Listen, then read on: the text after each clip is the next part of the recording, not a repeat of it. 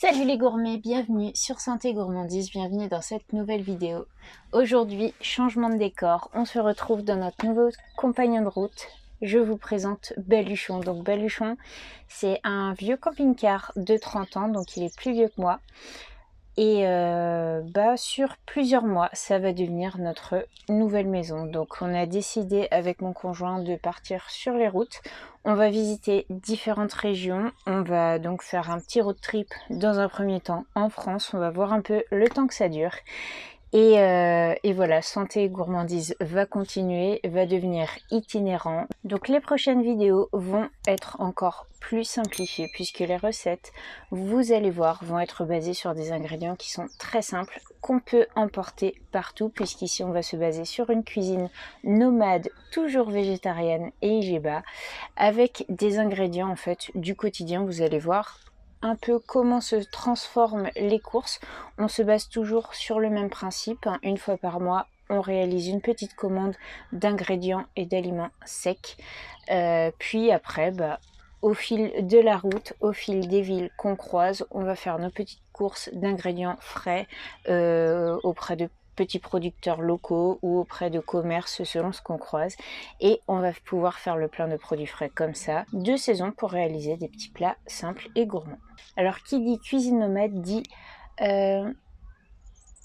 transformation de l'espace de cuisine, parce que forcément ici on vit dans un espace qui va être très réduit. Je vous présente mon nouvel espace de travail, donc une petite cuisinière au gaz toute simple, un petit évier, quelques rangements, un petit frigo qui nous permet d'y mettre l'essentiel.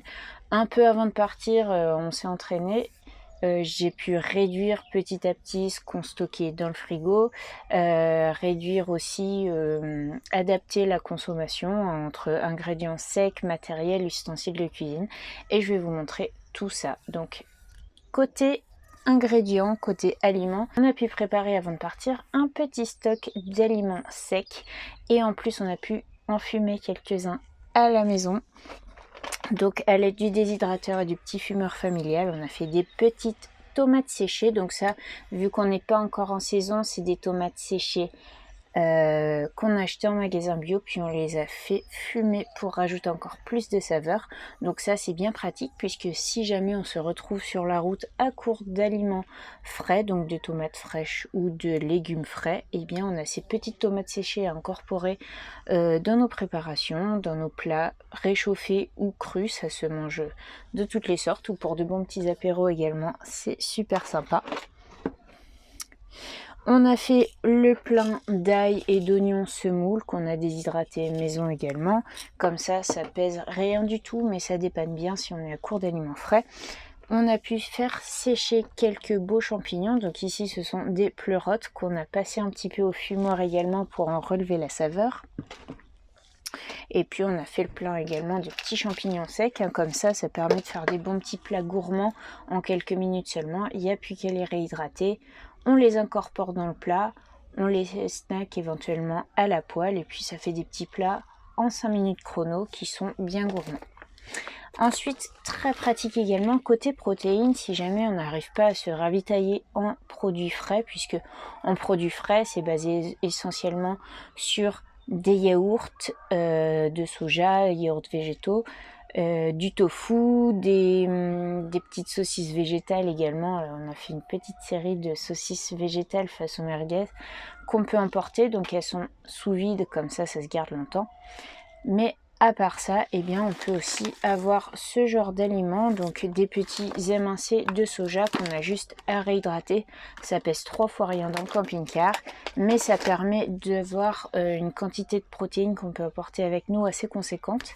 Et voilà, il y a juste à les réhydrater. On les cuisine un peu avec une bonne sauce gourmande, des épices, et hop, le tour est joué. C'est pareil, ça prend vraiment pas beaucoup de temps. À la réhydratation, ça prend 15 minutes, donc les petits plats sont prêts hyper rapidement, on adore. Côté protéines également, eh bien je vais adapter mes commandes, puisque on va consommer un petit peu plus de protéines sous ce format là. Donc c'est pareil, des produits secs qui pèsent pas grand chose mais qui cuisent super vite, donc des pâtes aux protéines végétales. Donc ici lentilles corail, lentilles vertes, il y en a de toutes sortes. Celles-ci, j'adore les mélanger avec les pâtes de sarrasin de la même marque. Comme ça, en fait, ça évite que leur côté... elles ont une texture qui va être un petit peu plus farineuse et une saveur qui va être un peu plus forte. Le fait de les mélanger un petit peu avec les pâtes de sarrasin, ça va adoucir l'ensemble et comme ça, ça fait des plats bien gourmands. On ajoute une petite sauce, éventuellement quelques champignons, tomates séchées dedans et le plat il est complet, riche, gourmand et GEBA en très peu de temps, puisque ici on a à peu près 10 minutes de cuisson pour les pâtes, donc après il n'y a plus qu'à assaisonner et le tour est joué. Donc ça, sur la route ou même si on est posé, ça prend pas beaucoup de temps à préparer, ça cale bien jusqu'au prochain repas, donc on adore. Et enfin, pour dépanner également, on va consommer un petit peu plus de conserve également, parce que c'est pareil, on ne sait pas quel produit frais on va pouvoir trouver sur la route en fonction des endroits. Donc on va avoir un petit stock de légumineuses déjà cuites pour éviter d'avoir trop à cuisiner. Surtout là, petit à petit, on va s'approcher de l'été. Quand on utilise la gazinière, ça chauffe vite dans le camping-car, du coup, on va essayer de limiter d'une part la consommation d'eau et d'autre part la production de chaleur. Donc là il y a juste à réchauffer, il y a des flageolets, on peut prendre des haricots blancs, des pois chiches, des lentilles, tout ce qu'on veut. Ça se réchauffe en quelques minutes seulement, donc ça utilise pas beaucoup d'énergie, ça produit pas beaucoup de chaleur et ça permet d'avoir un petit repas express et complet, riche en protéines. Et ensuite, on a ce genre de petit plat cuisiné également qui va dépanner. Donc ici, c'est un bon chili végétarien de la marque Prosan. Donc celui-là, il est très gourmand, très simple au niveau des ingrédients. Il n'y a pas d'additifs, il n'y a pas de sucre ajouté. Et il est très très bon, très bien assaisonné, très complet, riche en protéines également. Donc là, il y a juste à réchauffer. On accompagne de quelques tartines de pain ou un peu de riz, une petite dose de féculents. Et le plat, il est prêt en 5 minutes chrono. Et c'est complet, c'est gourmand, c'est riche en saveurs. Donc ce genre de petits produits, ça aide à préparer des plats tout simples, sans se casser la tête et sans avoir beaucoup d'énergie à dépenser pour le préparer. Ensuite, pour accompagner tout ça, eh bien sûr, j'ai mon petit stock de farine qui est stocké en dessous du siège, comme ça on peut quand même préparer des crêpes, des pancakes avec des pâtes fermentées. J'ai toujours mon petit levain qui nous accompagne au gré de nos voyages, de nos trajets, et comme ça me permet en fait, je prépare la pâte à l'avance, que ce soit le matin, l'après-midi, ça fermente un peu pendant la nuit, pendant qu'on bouge pas, ou alors je le mets dans un récipient hermétique et je place au frais, et comme ça il n'y a plus qu'à cuire en fait dans une poêle. Et on a des petites préparations express et très gourmandes, donc ça peut être des crêpes de sarrasin, des pancakes protéinés, pois chiches petits épeautres. J'ai également prévu de quoi faire des pains cuits à la vapeur, puisque vous allez voir, question ustensile, on a réfléchi à ça aussi. Et donc voilà, des petites préparations gourmandes express. On peut faire des sokas également quand on a un peu plus de temps, quand on peut plus se poser. On peut prévoir ces petites préparations et ça permet de nous régaler en toute simplicité. Sinon, bien évidemment, si on n'a pas le temps de se poser pour réaliser et cuire des pains, rien ne nous empêche de nous arrêter dans des petites boulangeries, prendre des pains de petits épeautres ou des pains à la farine IGEBA. Et comme ça dépanne bien également. Alors maintenant qu'on a pris le temps de faire le tour un peu grosso modo des ingrédients en cuisine, ingrédients secs et changements au niveau des courses, on va passer côté cuisine, côté ustensiles. Alors côté ustensiles maintenant, ton meilleur allié au quotidien dans le camping-car, ça va être l'inox. Donc on a remplacé pas mal de vaisselle par de l'inox. Tout ce qui est petits bols et saladiers, c'est ultra pratique. Je les utilise tout le temps. Côté couteau, on a opté pour des couteaux qui sont bien tranchants et qui sont durables. Donc ici un bon petit couteau de cuisine et les fameux petits opinels qui coupent super bien et qui coupent tout. Comme ça on n'a pas besoin d'avoir 50 000 couteaux différents pour cuisiner. Donc ça c'est ultra pratique. Donc ça, ceux-là, je les utilise tout le temps principalement. Côté cuisson, étant donné que je voulais pas renoncer à de bons petits pains au levain, j'ai emmené la couscoussière. Donc la couscoussière, c'est ce qui va permettre de faire de bonnes cuissons vapeur. Grâce à un petit moule en inox comme celui-ci, je fais comme d'habitude fermenter ma pâte au levain. Je la place au frais pendant 24 heures. Ensuite, on sort, on met dans le moule, on laisse repousser à nouveau la pâte, puis on part sur une cuisson vapeur. Donc vous avez une petite recette sur la chaîne qui fonctionnera très bien si vous avez de quoi faire une cuisson vapeur dans le camping-car. On peut faire des pains sans souci, il suffit de rester en place un peu plus statique en fait sur 24 à 48 heures et ça vous permettra en fait de faire votre pain. Vous pouvez en faire plusieurs si vous voulez vous donner un petit peu de pain à l'avance, et ça fonctionne également pour des gâteaux cuisson vapeur, etc. Donc voilà, ça sert également pour réchauffer, étant donné qu'ici on n'a pas de four, pas de micro-ondes, etc.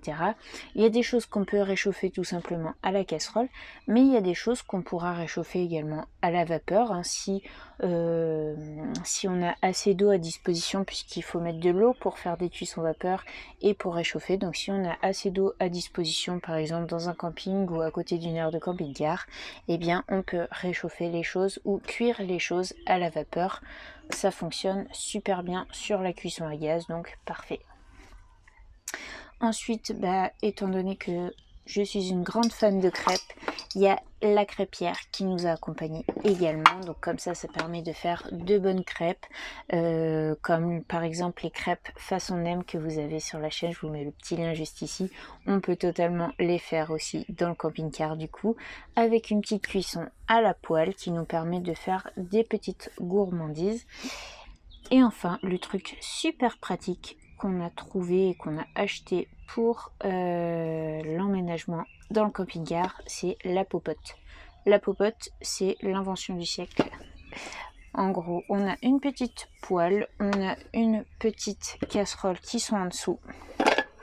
Donc celle-là, sans sponsorisation ni rien, elles sont de chez Decathlon, elles sont ultra pratiques.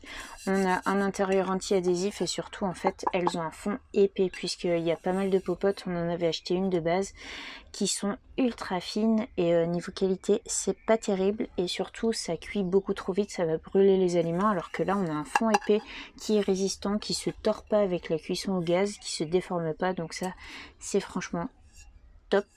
Donc là on a la petite poêle qui permet de réchauffer un peu tout, hein. C'est un format pour deux, ça convient très très bien. On peut faire de petites omelettes de pois chiches, on peut réchauffer des légumes, tout ce qu'on veut. On peut même faire des crêpes et des pancakes, hein, dedans ça fonctionne très bien. Et ensuite en dessous on a la petite casserole, donc avec le manche hop, qui se clipse comme ça, avec un petit couvercle, bon malheureusement qui est en plastique, mais qui est très pratique puisqu'il fait aussi égouttoir juste ici, comme ça on peut égoutter nos pâtes, nos riz, etc. Sans avoir à avoir une passoire supplémentaire, donc ça ultra bien, ultra pratique. Et on peut y stocker donc nos petites assiettes également, donc en inox. Ça permet en fait d'optimiser un maximum de place, et quand on n'a pas beaucoup de rangement, quand on essaye de limiter un petit peu la place qu'on va prendre dans le camping-car, puisque c'est pas une cuisine ambulante, donc on limite la place dans les placards, et bien ça permet de stocker pas mal de choses en un minimum de place, donc ça c'est top.